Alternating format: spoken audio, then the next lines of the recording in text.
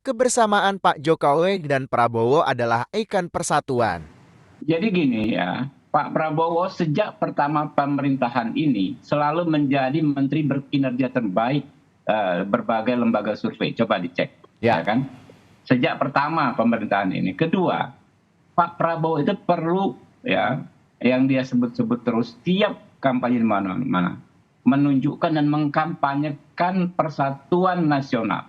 oke. Jadi beliau bilang, bangsa kita ini diramalkan akan menjadi bangsa besar, ekonomi keempat terbesar di dunia oleh The Economy dan oleh para pakar-pakar strategis dunia. Syaratnya apa? Syaratnya adalah elitnya kompak. Kalau elitnya kompak di grassroots, insya Allah ikutan kompak. Oke.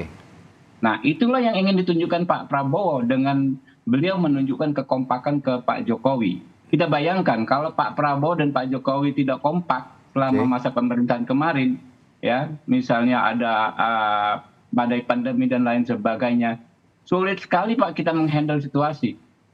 Ya kan? Ya, ya. Kan perlu persetujuan semua parpol di DPR dalam konteks anggaran, ya. Perlu lagi support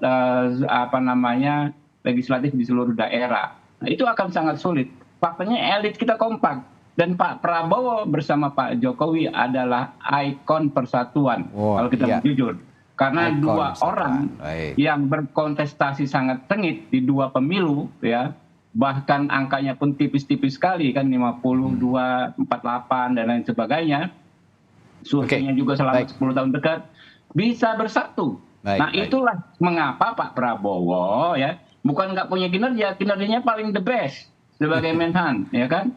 Tetapi beliau berkepentingan supaya pemilu ini jangan jadi ajang perpecahan, Pak. Oke, baik. Ya, pemilu ini menjadi ajang persatuan karena saya seperti kata Bung Eriko tadi, ini Baik. bukan momentum pertama kita, tapi ini momentum satu-satunya bagi kita Oke. untuk bangkit lompat ke depan menjadi bangsa yang Baik, besar. saya tangkap. Kalau sampai lewat momentum ini entah kapan ya, Ya. kita bisa dapat momentum sebaik ini lagi gitu. Baik.